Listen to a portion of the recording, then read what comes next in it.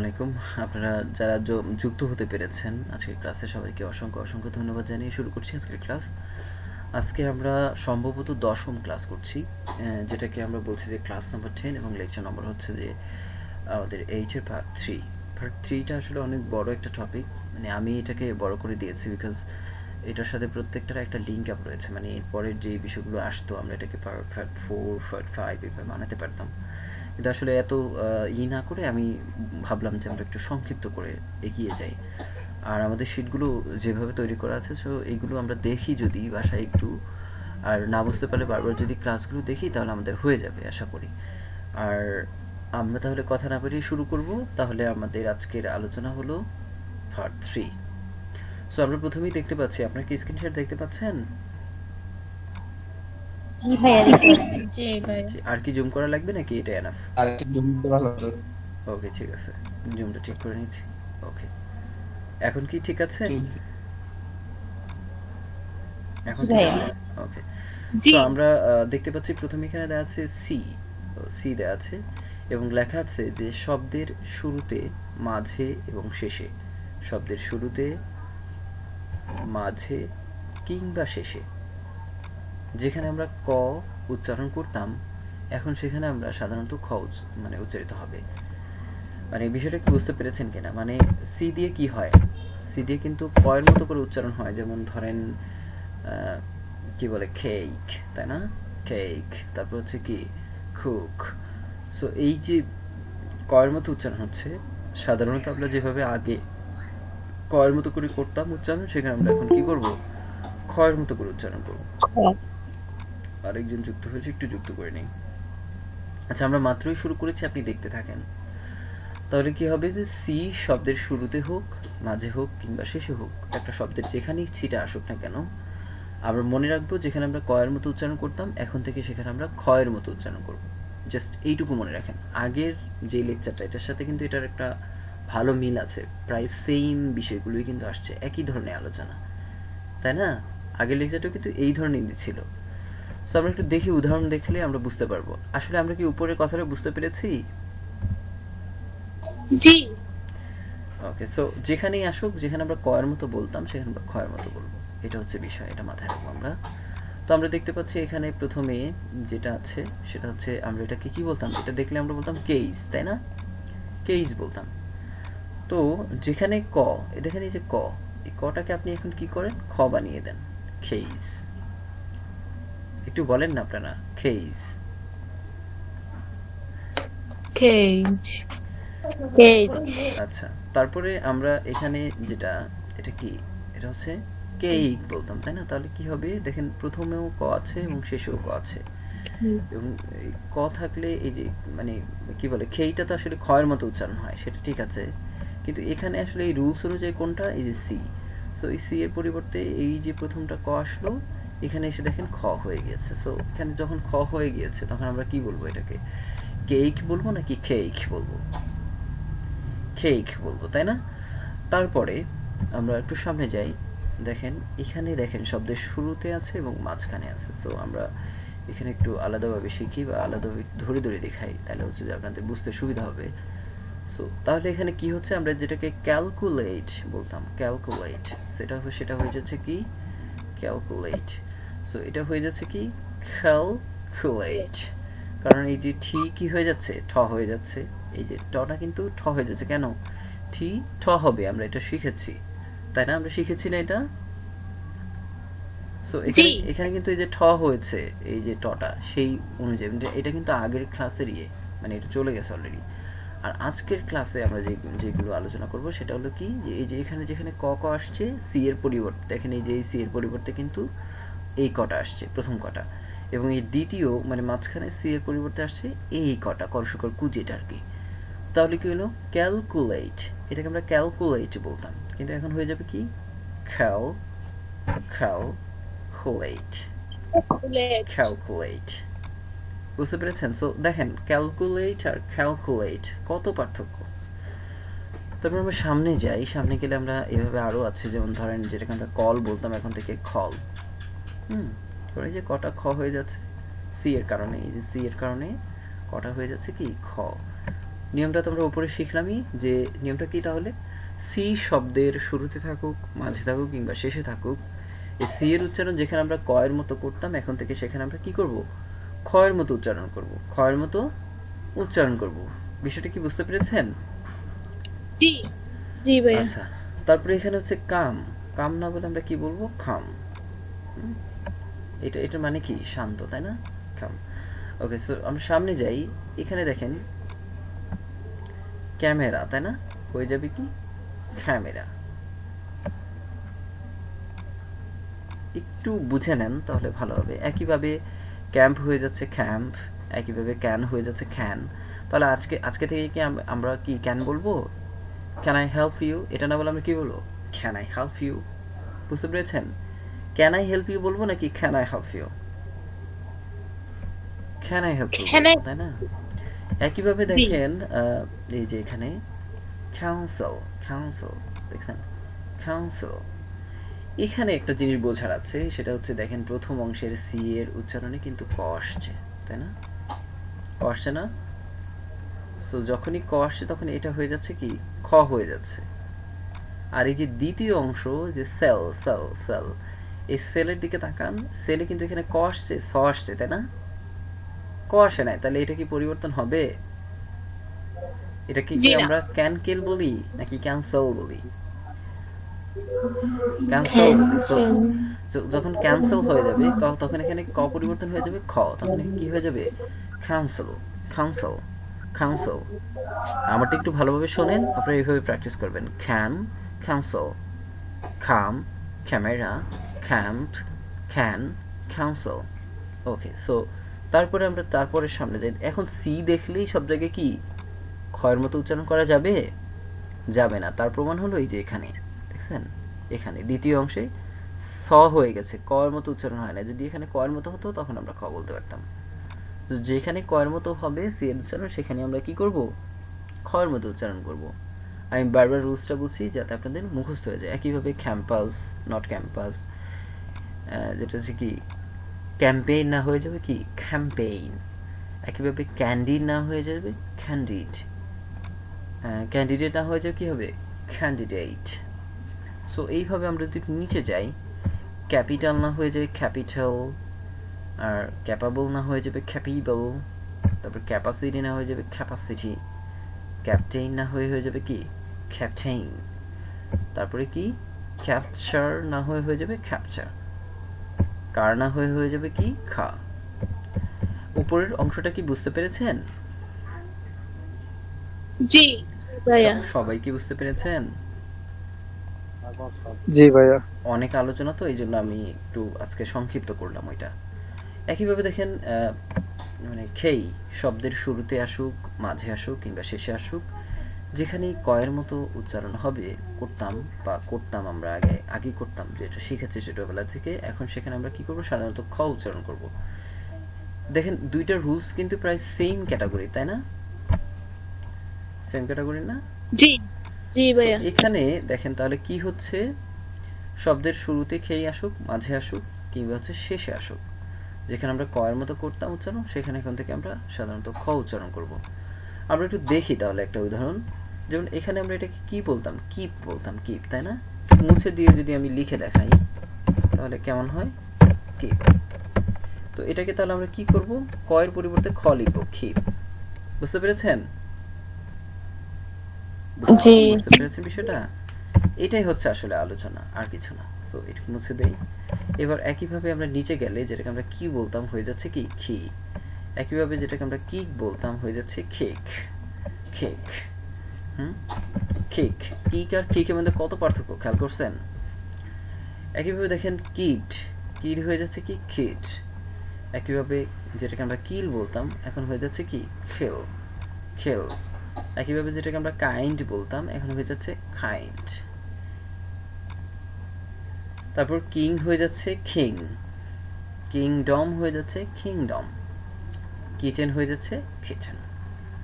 বোঝা গেছে বিষয়টা? জি ভাইয়া। ওকে, সো আমরা একটু নিচে যাই। নিচে গেলাম, যে ব্যতিক্রম কি আছে একটু দেখব। তার আগে উপরে কি কোনো কিছু রেখে গেলাম না, উপরে কিছু নাই।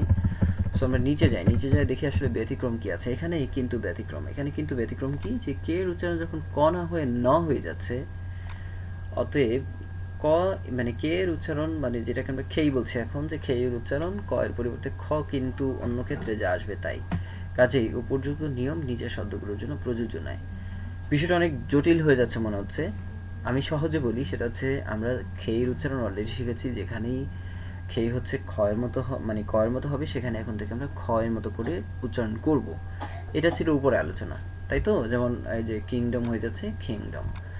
সো এই যে ক আসার কারণে এখানে এসে খ হয়ে গেছে। এইটুকু হচ্ছে ব্যাপার, মূল ব্যাপার হচ্ছে এইটুকু। এখন আমরা বলছি যে ব্যতিক্রম, এখানে কিন্তু ব্যতিক্রম মানে হচ্ছে এখানে ব্যতিক্রম কি জিনিস, যে কয়ের মতো উচ্চারণ না হয়, যদি ন হয় বা অন্য কিছু হয়, তখন কিন্তু আর পরিবর্তন হবে না।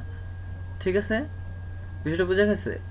যে যেখানে কয়ের মতো উচ্চারণ করতাম খেইকে, সেখানে আমরা খ করব। কিন্তু যখন দেখা গেল নয়ের মতো উচ্চারণ আসছে, আমরা কিভাবে উপরে একটা উদাহরণ দেখলাম যে মানে কি আসছে, সি এর উচ্চারণ কি আসছে, ছয়ের মতো আসছে, পরিবর্তন হবে না, এটা তো স্বাভাবিক। বোঝা গেছে বিষয়টা? আপনারা কি জি বুঝতে পেরেছেন নাকি একটু গুলিয়ে ফেলেছেন? না ভাইয়া, বুঝতে পেরেছি। বাকিরা কি বুঝতে পেরেছেন? সবাই বুঝতে পেরেছেন? জি জি ভাইয়া। ওকে, জি ভাইয়া। যেটা বলছিলাম যে মানে খেয়ের উচ্চারণ আমরা যেখানে কয়ের মধ্যে আসবে সেখানে আমরা খ করব, কিন্তু অন্য কিছু আসুক, সেটা ন আসুক, প আসুক বা অন্য কিছু যদিও আসে, কখনো সাধারণত ন আসে, তাহলে সেটার পরিবর্তন হবে না। সেটাই এখানে বলা হয়েছে। এই যে এখানে ব্যতিক্রম, এই অংশটুকুতে সেই কথাটাই বলা হয়েছে। সো আমরা একটু দেখি, যেমন ধরেন এই যে লেখাটা, এটাকে যদি আমি একটু অন্য কালার করে দিই, আপনাদের মনে দেখতে অসুবিধা হচ্ছে, সো আমি কালারটা চেঞ্জ করে দিই। ওকে, সো কালারটা চেঞ্জ করে দিলে আপনাদের বুঝতে সুবিধা হবে। ওকে, সো হচ্ছে না কেন? আচ্ছা, একটু অপেক্ষা করেন, আমি দেখছি বিষয়টা। সো দেখেন, এটা আমরা কি করছি, যে প্রথমে এই যে এটা আমরা কি নক উচ্চারণ করছি, তাই না? নক। তো এই যে এখানে যে শেষের খেই আছে, শেষের খেইটা মানে আপনার হচ্ছে খ হয়ে যাচ্ছে, দেখছেন? কিন্তু প্রথমে এই যে ন হওয়ার কারণে এখানে কিন্তু খ হচ্ছে না। এটা কিন্তু আমরা নককে কিন্তু কখনো মানে কক বলি না, সো কক যদি হইতো তখন মানে সেটাকে আমরা হয়তো পরিবর্তন করে খক বলতে পারতাম। কিন্তু এখানে যেহেতু উচ্চারণটা হচ্ছে ন, সো এখানে কি পরিবর্তন হবে না, কয়ের মতো না হয়ে নয়ের মতো হচ্ছে। সেজন্য যে কে আন দিয়ে নয়ের মতো হচ্ছে, সেজন্য কি হচ্ছে, নয় থেকে যাচ্ছে। এই যে ন, এই যে ন, এই প্রথমের খেয়ে দেখছেন, এখানে খেয়ে আছে না, ন, এবং এখানে দেখেন নয় রয়ে গেছে, কারণ নয়ের মতো হলে পরিবর্তন হবে না। কিন্তু শেষের দিকে খেয়াল করেন, শেষের এই মুরব্বী, উনি হচ্ছে কি হচ্ছে, খেই, সো খয়ের মতো হচ্ছে, দেখছেন? ক পরিবর্তন হয়ে যায়, খ হয়ে গেছে। ক্লিয়ার বিষয়টা? মানে একটা শব্দের ভিতরেই কিন্তু দুই ধরনের রুলস চলে আসছে না? জি ভাইয়া। এখন আরেকটা জিনিস এখানে আমি বলে দিই অতিরিক্ত হিসেবে, যেমন ধরেন কে যদি কখনো আসে, মানে খেই, এইভাবে খেই এর পরে যদি এন আসে, তখন কিন্তু খেইর উচ্চারণ হয় না, লেখায় আসে। যেমন ধরেন আমরা যদি এগুলো এইভাবে, আমি আগের ক্লাসে মানে আগের ব্যাচের ওদেরকে বুঝিয়েছিলাম, সেজন্য এগুলো লিখতে হয়েছিল আমাকে, তো পরে আর মোছা হয়নি। আমি আপনাদেরকে একটু মুছে আবার লিখে দেখাই, তাহলে আপনারা বিষয়টা ক্লিয়ারলি বুঝতে পারবেন। সো এই শব্দগুলো আপনাদের দেখতে অসুবিধা হচ্ছে কিনা? ওকে, সো ওকে, আমি তাহলে এই শব্দগুলো দেখি, আমরা খেই বাদ দিয়েও যদি বলি তাহলে কিন্তু উচ্চারণটা হয়ে যাচ্ছে। দেখেন, আপনি একটু খেয়াল করেন, দেখেন এটা কিন্তু নিট, তাই না? প্রথম খেইটা বাদ দিয়ে দিলাম, এটাকে যদি খেই বাদ দিয়ে দিই তাহলে কি আসে, নি। একইভাবে পরেরটাও যদি বাদ দিয়ে দিই তাহলে কি আসে, নাইফ। একইভাবে পরেরটা বাদ দিয়ে দিলে কি আসে, নলেজ, এলইডি, নলেজ। বিষয়টা কি ক্লিয়ার? বুঝতে পেরেছেন এখানে কেন এরকম হয়েছে? মানে জি ভাইয়া। এটা বোঝানোর জি জন্য, ভাইয়া। এটা অতিরিক্ত আসলে, এটা হচ্ছে যে মানে আমরা যদি খেয়ের পরে যদি এন আসে, তখন এই খেই আমরা চাইলে কি করতে পারি, খেইটাকে মানে বাদ দিয়ে কিন্তু আমরা উচ্চারণ করি, সেটা বোঝানোর জন্য এভাবে লিখে দেখানো হয়েছে। আসলে আমরা খেইটাকে কিন্তু উচ্চারণ করি না। যেমন এখানে দেখেন নক, এই যে এনওসিকে, এটা কি নক হয় না? হয়। সো একইভাবে নিট, খেইটাকে বাদ দিয়ে দিলে নিট। একইভাবে এই যে নি, একইভাবে নাইফ, একইভাবে নলেজ, এইভাবে। সো সো যাই হোক, আমরা আসলে আমাদের উদ্দেশ্য এটা ছিল না, আমাদের উদ্দেশ্য ছিল এখানে যে এখানে যেহেতু নয়ের মতো উচ্চারণ হচ্ছে তখন আর পরিবর্তন হবে না। সো এই যে নিট হয়ে যাচ্ছে নিট, কিন্তু এই যে শেষের ঠিটা কিন্তু ঠ হয়ে যাচ্ছে, খেয়াল করছেন? ট এর পরিবর্তন, এই রুলসটা কিন্তু অলরেডি চলে গেছে আমাদের আলোচনায়। সো বুঝতে পেরেছেন কিনা কোথায় পরিবর্তনটা হচ্ছে? জি ভাইয়া। কিন্তু এই যে প্রথমের খেইটা পরিবর্তন হচ্ছে না, এটা ন হয়ে যাচ্ছে। খেয়ের পরে এন আসার কারণে ন হয়ে যাচ্ছে, নয় নয় থেকে যাচ্ছে। এই যে নিট নিট হয়ে যাচ্ছে কি নিট। একইভাবে নি নি রয়ে যাচ্ছে, নাইফ নাইফ হয়ে যাচ্ছে, নলেজ নলেজ রয়ে যাচ্ছে। সো কোথায় পরিবর্তন হবে কোথায় হবে না, এই ব্যতিক্রম জিনিসটাকে আমরা বুঝতে পেরেছি। আসলে এটা আসলে অতিরিক্ত আলোচনার ভিতরে আপনারা ধরতে পারেন, কারণ যখনই আমরা বলছি যে মানে কি বলে যে খেয়ের উচ্চারণ যখন কয়ের মতো হবে তখনই খ, তার মানে অন্য যার মতোই হোক না কেন, নয়ের মতো হোক বা ছয়ের মতো হোক বা অন্য কিছুর মতো যদি হয়, তাহলে সেখানে আর পরিবর্তন হবে না, যেমনটা তেমনই থাকবে। একদম সাধারণ কথা না? জি। খুবই সিম্পল। তারপরে দেখেন আমরা আরেকটা দেখছি যে কিউ। এই কিউ শব্দের শুরুতে আসুক, মাঝে আসুক কিংবা শেষে আসুক, যেখানে আমরা কয়ের মতো উচ্চারণ করতাম এখন সেখানে সাধারণত খ উচ্চারিত হবে। সো সেম জিনিস, সেম রুলস। আমরা একটা জিনিস খেয়াল করে দেখি যে এই যে সি কে কিউ, এই তিনটা বর্ণই কিন্তু আমরা কি করি যখন উচ্চারণ করি তখন কিন্তু কয়ের মতো আসে, বেশিরভাগ ক্ষেত্রে কয়ের মতো কিন্তু সাউন্ড আসে। সো আপনি সহজে মনে রাখতে পারেন যে সি কে কিউ এগুলো যখন মানে কয়ের মতো উচ্চারণ হবে সেখানে আমরা ক্ষয়ের মতো করব। কিন্তু এখন প্রশ্ন আসতে পারে, ভাইয়া তাহলে আপনি আলাদা আলাদা কেন দিলেন? বিকজ আলাদা আলাদা দেওয়ার কারণটা হলো আপনারা একটা মানে একই ধরনের শব্দ দেবেন, যে কিউ দিয়ে হচ্ছে আপনি 25-30টা শব্দ মানে ওয়ার্ড পেয়ে যাচ্ছেন, সেগুলো দিয়ে আপনি প্র্যাকটিস করতে পারছেন এবং সেগুলোর উচ্চারণ লেখা আছে, তো আপনার জন্য ইজি হবে এবং প্র্যাকটিস করতেও কি হবে, ইজি হবে। সেই জন্য এইভাবে সাজানো হয়েছে, আর এই মেথডটা আমার কাছে মনে হয়েছে অনেক বেশি কার্যকর। ওকে, সো আপনার কি উপরের বিষয়গুলো বুঝতে পেরেছেন? তাহলে আমরা এটা একটু দেখি। যেমন ধরেন এখানে আমরা কি কুইন বলতাম, নর্মালি কুইন বলতাম, তো দেখেন এখানে কিউর উচ্চারণ কি আসছে, ক আসছে, কুইন। সো এখানে আমরা তাহলে কি করব, পরিবর্তন হয়ে যায়, খ হয়ে যাবে, খ হয়ে গেলে কুইন। এখন আর কুইন থাকবে না, কি হয়ে যাচ্ছে, কুইন হয়ে যাচ্ছে। একইভাবে কোয়ালিটি হয়ে যাচ্ছে মানে কোয়ালিটি, একইভাবে কোয়ালিফাই হয়ে যাচ্ছে কোয়ালিফাই, একইভাবে কুইক হয়ে যাচ্ছে কুইক, একইভাবে কোয়েশ্চেন হয়ে যাচ্ছে কোয়েশ্চেন।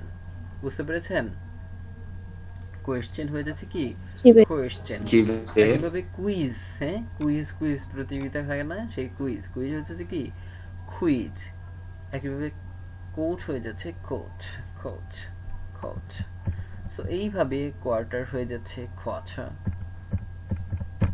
সো আমরা তাহলে শিখে ফেললাম আসলে খুবই গুরুত্বপূর্ণ কয়েকটা রুলস। এবার আমরা একটু ব্যতিক্রমটা আবার একটু দেখে নিই। আমরা বলেছি অলরেডি ব্যতিক্রম আমরা শিখেছি, মানে এই ব্যতিক্রমগুলোকে আলোচনা করা হয়ে গেছে, তারপরে আবার একটু দেখে নেই।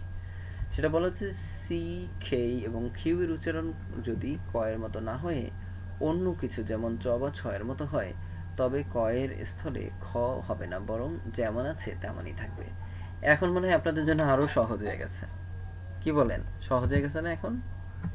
জি ভাইয়া। এখানে কিন্তু আরো স্পষ্ট করে বলা আছে যে সি কে কিউ এর উচ্চারণ যদি ক এর মতো না হয়ে অন্য কিছু যেমন চ ছ এর মতো হয়, ক এর মতো না হয়ে চ ছ হইতে পারে, আবার কি বলে নয়ের মতো হইতে পারে, আমরা চাইলে এখানে ন যোগ করে দিতে পারি। আপনারা আলটিমেটলি মনে রাখেন, ন হোক, চ হোক, ছ হোক, ক মানে ক এর মতো না হয় যদি অন্য যাই হোক সেটা তেমনই থাকবে, সেটার আর কোনো পরিবর্তন হবে না। সো আমরা একটু নিচে যাই, নিচে গেলে আমরা একটু দেখবো উদাহরণগুলো দেখলে আমাদের ক্লিয়ার হবে। যেমন ধরেন এটাকে সার্কেল, এটা কিন্তু আমরা খারখেল বলি না, তাই না? খারখেল বলি না, বা এটাকে আমরা কি বলি, নর্মালি সার্কেল, সার্কেল বলি। তো কি হয়ে যাচ্ছে, এই যে স্যার, স্যারের এই যে আরটা কি হবে, সিলেবলের শেষে আর হলে আর উচ্চারণ হয় না, সো এখানে হয়ে যাবে সা, সা, সা।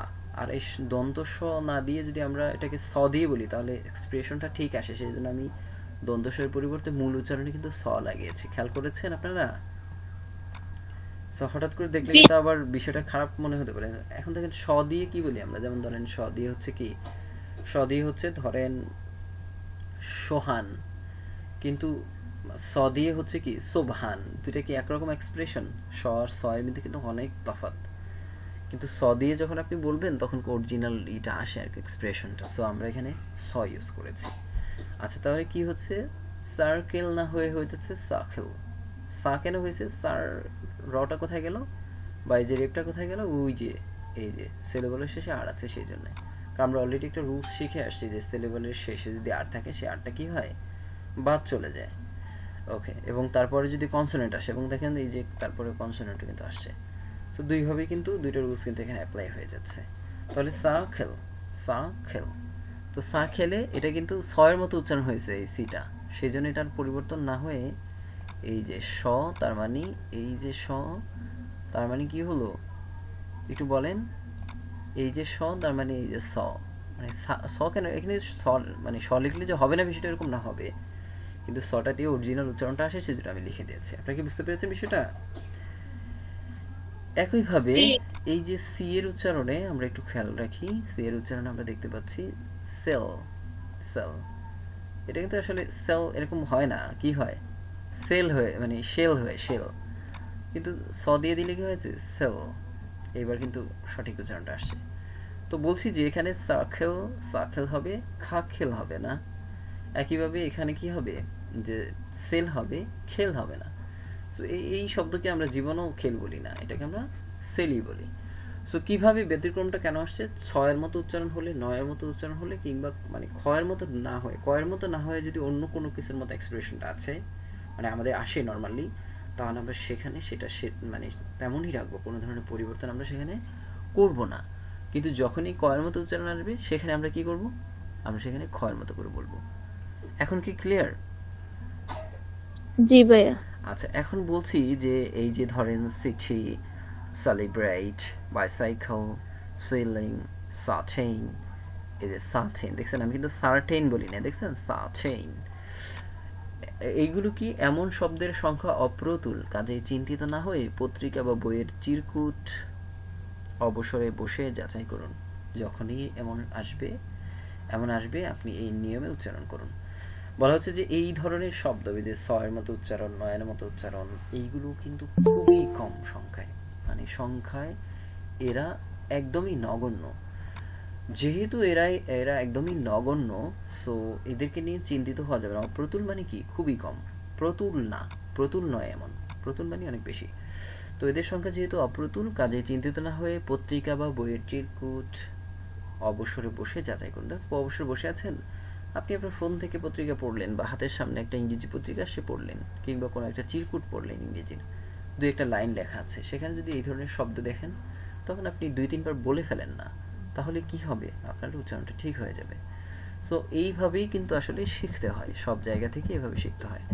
আচ্ছা, তাহলে আমরা এই যে আজকের যে ক্লাসের মূল রুলসটা আমরা শিখেছি, সেটার একটা সংক্ষিপ্ত আপনাদেরকে একটা সংক্ষিপ্ত ডাটা দিয়ে দিয়েছে একদম শেষে এসে। আপনারা অনেকে হয়তো মানে ভয়ও পেতে পারেন যে ভাই এত এত জিনিস কিভাবে মনে রাখবো। সেই ভয়টাকে যেন কেটে যায় আপনাদের, সেই ভয়টাকে যেন কাটানো যায়, সেই জন্যই এই নিচের ছোট্ট অংশটুকু আমরা দিয়েছি। তো ছোট্ট অংশটুকুতে কি আছে আমি আপনাদেরকে বলছি, আপনারা একটু খেয়াল করে শোনেন, তাহলে বুঝতে পারবেন। ছোট্ট অংশটিতে কি আছে আমরা একটু দেখি। ছোট্ট অংশটিতে আছে বিশেষ দ্রষ্টব্য। মনে রাখি সি খেই কিউ এর নিয়মটি আপনি এক কথায় মনে রাখতে পারেন। তা হলো, যেখানেই সি খেই কিউ এর উচ্চারণ কয়ের মতো আসবে, আমরা সাধারণত সেখানেই এদের উচ্চারণ ক্ষয়ের মতো করব। সো মানে এতক্ষণ যা আলোচনা করেছি তা কিন্তু একটা লাইনে নিয়ে এসেছে, বুঝতে পেরেছেন? জি ভাইয়া। মানে এই লাইনটা যদি আপনি বুঝতে পারেন, তাহলে আজকের ক্লাস আপনি বুঝে ফেলেছেন। বুঝতে পেরেছেন যে মনে রাখি, এটা মনে রাখতে হবে যে কি, সি খেই কিউ এর উচ্চারণ যেখানে আমরা এই যে যেখানেই আমরা সি কে কিউ এর উচ্চারণ কয়ের মতো আসবে, মানে আমরা করব বা আমাদের সাধারণত বলার সময় আসবে, সেখানে আমরা খ এর মতো করে উচ্চারণ করব, এইটুকুই। সো আজকের ক্লাসের কিন্তু মূল আলোচনা এখানেই। এখন আপনাদের একটা বাড়ির কাজ দিয়েছি। আমি জানি যদিও আপনারা আমার মতোই অলস, বাড়ির কাজটা তেমন একটা করেন না, তারপরেও দিয়ে দিয়েছি। সেটা হচ্ছে কি, আপনি এমন ব্যবহারিক শব্দ খুঁজে খুঁজে খাতায় লিখুন। কি করতে হবে আপনাকে? এমন ব্যবহারিক শব্দ যেগুলো আমরা আসলে ব্যবহার করি। এমন এমন একটা অদ্ভুত শব্দ আপনি সামনে নিয়ে আসছেন, মানে বা এমন একটা অদ্ভুত শব্দের উচ্চারণ আপনি শিখছেন, যেটা আসলে আলটিমেটলি কোনো দরকার নেই, যেটা আসলে কোনো বইতে তেমন ব্যবহার হয় না, কিংবা মানে যেটা কি বলে মৌখিক মানে ইংলিশ যেটা বলি আমরা আর কি, মৌখিক ভাষায় স্পোকেন ইংলিশে ব্যবহার হয় না এমন একটা শব্দ আপনি চর্চা করছেন, আলটিমেটলি কোনো লাভ হবে বলেন? বাংলায় তো হাজার হাজার শব্দ আছে, আমরা কয়টা বাংলা শব্দ দিয়ে কথা বলি? মুষ্টিমেয় কিছু শব্দ ব্যবহার করে আমরা কথা বলি না? তো এমন কিন্তু ইংরেজিতেও হাজার হাজার অনেক জি মানে অদ্ভুত অদ্ভুত টাইপের শব্দ আছে যেগুলো আসলে আমাদের কখনোই স্পোকেন ইংলিশে দরকার নাই। সো ওইগুলোর সঠিক উচ্চারণ আমাদের জানার অতটা প্রয়োজন নাই। যেগুলো ইউজেবল সেজন্য বলেছি যে আপনি এমন ব্যবহারিক শব্দগুলো খুঁজে খুঁজে খাতায় লিখুন এবং উপযুক্ত মানে উপর উল্লেখিত নিয়মগুলো অ্যাপ্লাই করে, মানে যে নিয়মগুলো আলোচনা করেছে সেভাবে অ্যাপ্লাই করে করে আপনি কি করেন, জোরে জোরে উচ্চারণ করেন, লিখে জোরে জোরে উচ্চারণ করেন। দুইটা কথা, একটা হচ্ছে লিখে প্রথম কথা, এবং দ্বিতীয় কথায় বলা হচ্ছে যে জোরে জোরে উচ্চারণ করুন। সো লিখে এবং জোরে জোরে উচ্চারণ করে যেটা হবে সে আপনার এটা অনেক দিন মনে থাকবে, আপনি সহসাই ভুলে যাবেন না। আচ্ছা, আজকের ক্লাস এখানেই শেষ হয়ে গেল। ধন্যবাদ আন্টি স্পোকেন, আপনাদেরকে ধন্যবাদ দিয়েছে আমার প্রতিষ্ঠানের পক্ষ থেকে। এখন আপনারা বলেন তো আসলে আজকের ক্লাসের কোথাও কোনো আপনাদের প্রবলেম রয়েছে কিনা, একদম ফ্রিলি বলেন, মানে কোথাও বুঝতে পারেননি বা কোথাও সমস্যা মনে হয়েছিল, এমন কোনো সমস্যা আছে কিনা আজকের ক্লাসে আপনাদের?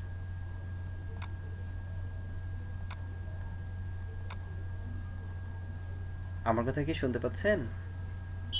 জি ভাইয়া, শুনতে পাচ্ছি। হ্যাঁ, বলছিলাম আজকের ক্লাসে আপনার ক্লাস বুঝতে পেরেছেন পুরোপুরি? কোথাও কোনো সমস্যা আছে কিনা? না ভাইয়া, কোনো প্রবলেম নাই।